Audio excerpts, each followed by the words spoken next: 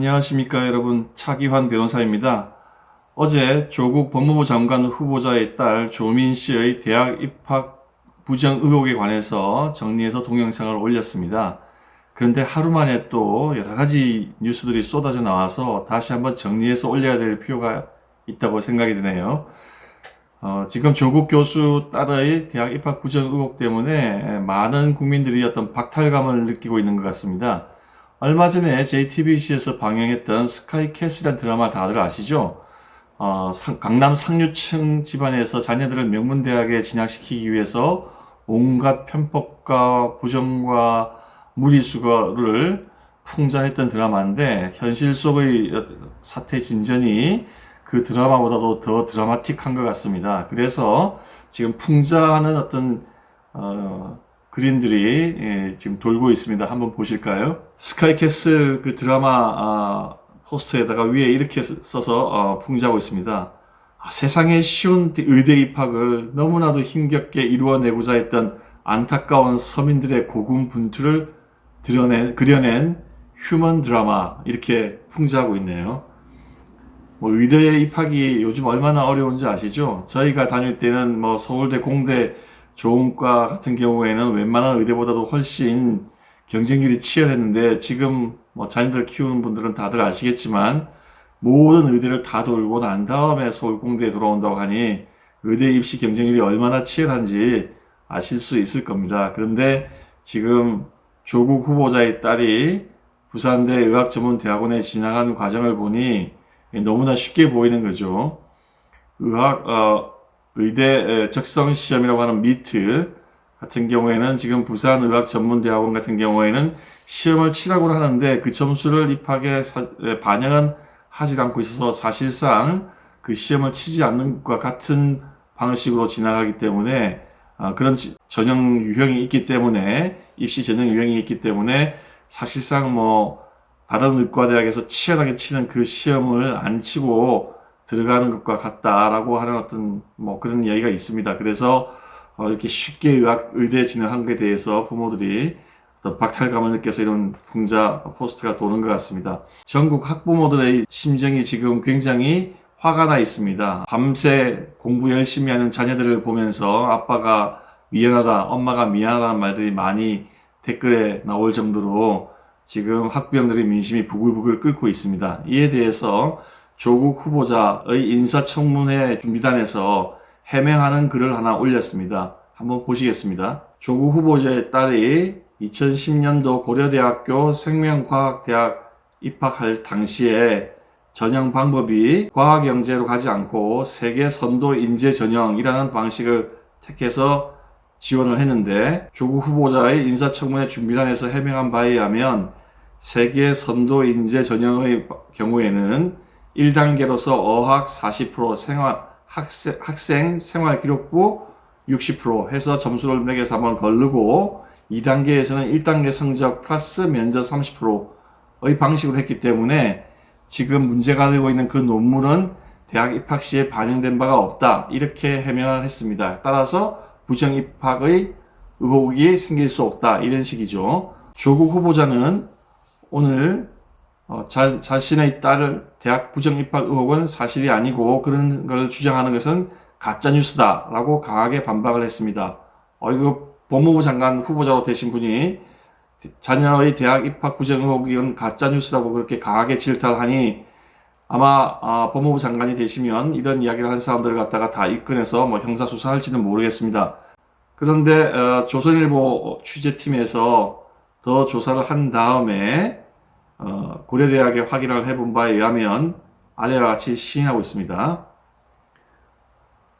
고려대학에 다시 취재 확인을 했더니 종전 주장을 번복을 해서 2010년에도 생활기록부 자기소개서를 받는 방식이 있었고, 학교 활동 이외의 수상 실적이라든지 이런 것도 해당자는 제출하는 것을 허용했고, 지금 조민 씨의 경우에도 그런 것을 활용을 해서 입학 사정을 했다라고 번복을 해줬습니다.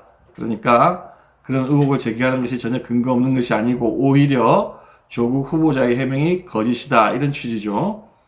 실제 이 문제에 관해서는 조선일보 팀뿐만 아니라 변희재 대표가 하는 미디어워치에서도 글을 올린 바 있습니다. 그 입학 요강을 찾아봤더니 이렇게 되어 있습니다. 서울에 있는 고려대학교 안암 캠퍼스의 경우에는 수시 방법이 여러 가지가 있는데, 세계 선도 인재형의 경우에는 반드시 제출해야 되는 게 입학 원서, 학생 생활 기록부, 지원 사격 증명 서류, 자기소개서는 반드시 제출해야 되고, 그 이외에 수상 증빙도 있으면 해당자는 제출하라, 이렇게 되어 있습니다. 아니, 그러면 생각해 보십시오. 너무너무 어렵게 다른 학생들은 하지도 못하는 논문을 써서 그게 대한병리학회 학회지에 실렸는데 그거를 당연히 제출하지 않았겠습니까? 안 할 것 같았으면 그런 무리수를 두면서까지 논문 등재를 시킬 이유가 없겠죠.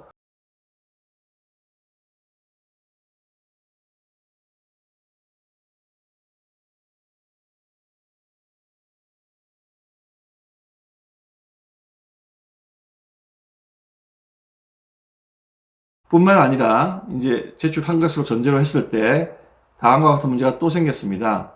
조국 후보자가 민정수석일 시에 2017년 12월에 교육부에서 학생들이 의학 논문의 공저자로 해가지고 대학 입학 사정에 그걸 제출한 사례들을 쭉 전수조사를 하고 있었는데, 그 교육부 담당자를 불러서 그 내용을 아주 자세하게 보고를 받았다고 합니다. 본인의 자녀가 단국대학교에서 논문이 제1저자로 되어서 그게 대학 입시에 쓰였기 때문에 부정입학 의혹이 있는 상황에서 민정수석실에서 교육부 그 담당자를 불러서 보고를 상세하게 받았다고 하는 것은 굉장히 부적절한 것이겠죠. 배나무 밑에서는 각건을 고쳐 쓰지 말라고 했는데 상당히 오해받을 만한 소지가 있는 겁니다. 그러면 지금 조국 후보자의 딸 조민 씨는 왜 여기에 걸려들지 않았느냐? 그 논문을 보면은 조국 씨 딸 조민 씨의 신분을 한영외고 2학년, 그러니까 고등학생 2학년으로 하지 않고 의학연구소 소속원으로 그렇게 논문에 기재를 해놨습니다. 그러니 당연히 논문 가지고 조사할 때 드러나지가 않겠죠. 일일이 한 건 한 건씩 해서 그 논문을 쓴 사람을 다 불러서 참여자들을 갖다가 신원하기를 다 하지 않는 이상은 그게 걸려들지 않겠죠. 그래서 교육부에서 전수조사를 할 때 거기에 걸려들지는 않았습니다. 근데 지금 또 문제가 뭐냐면 이 논문의 경우에는 한국연구재단에서 자금 지원을 받았습니다. 한국연구재단은 정부에서 설립한 것이고 정부의 돈이 출연된 것이죠. 그러면 그런 경우에는 거기에 참여할 수 있는 연구원은 교수 그리고 박사 학위가 있는 사람, 대학원, 대학생과 같은 경우에만 참여할 수 있고 고등학생은 참여할 수가 없다고 합니다. 규정상. 그런데 고등학생이 지금 참여를 한 것이죠. 그런 면에서도 이것은 굉장히 잘못된 사항입니다. 자, 이 정도 문제가 생겼으면은 당연히 이제 조사를 해야겠죠. 그 다음에 세 번째 또 쟁점이 하나 있습니다. 지금 이렇게 논문을 작성함에 있어서 고등학생을 제1저자로 했던 그 단국대 장모 교수 인터뷰를 하면서 부끄럽지 않다 이렇게 이야기를 하네요. 그런데 의학계에서 많은 의사 선생님들과 교수님들은 굉장히 비분간개하고 있습니다. 의학 논문이 무슨 고등학생들 일기 쓰는 거냐고 이야기를 하네요. 더군다나 지금 그 장모 교수는 이 논문이 그렇게 어려운 논문이 아니고 수준이 높은 게 아니기 때문에 뭐 고등학생들도 한 몇 시간 가르치면은 그 논문을 쓰는데 문제가 없다 이렇게 강변하고 있습니다.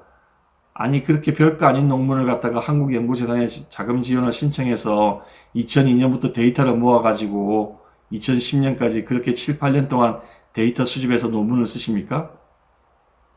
정부에게 거짓말을 하고 자금 지원을 받은 것인가요? 천만의 말씀입니다. 그 논문을 읽어본 많은 의사 선생님들은 해당 분야의 전문가가 아니면 이해하기도 어렵고 그 아이디어를 착안하기는 더욱더 어렵다고 합니다. 어제 영상에서 올려드린 바와 같이 이 논문을 쓰기 위해서는 출산 전후에 있어서 허혈성 뇌저산소증 아이들에게 산화질소가 거기에 영향을 미친다고 하는 것, 그 다음에 혈관 내피에 있는 산화질소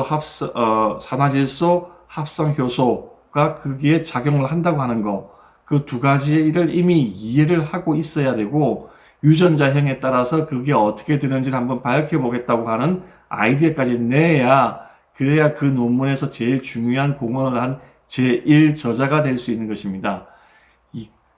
과학고 학생도 아니고 영재고 학생도 아니고 외고 학생이 의학 분야 중에서도 그렇게 아주 디테일하고 작은 분야, 깊이 파고 들어가야 되는 분야에 대한 지식이 있었다고 하는 것 자체를 도저히 상식적으로 납득이 안 되는 주장이죠. 그 단국대학교 장모 교수에 대해서는 지금 대한의사협회가 윤리위에 회부해서 사실관계를 조사해서 징계 여부를 결정한다고 합니다. 앞으로 지켜보시면 알겠지만 대한민국 의학계의 정직성, 대한민국 학계의 정직성이 이 사건에 달려있다고 생각합니다. 얼마 전 이영원 교수님이 쓴 반일 종족주의에서 대한민국은 거짓말이 너무나 범람하는 사회라고 비판을 한 적이 있습니다. 지금 이 문제에 관해서 어영부영 넘긴다면 그 비판이 너무나 정확했다고 하는 따가운 질책을 면할 수가 없겠죠. 의학계의 양심적인 판단을 기대하겠습니다. 감사합니다.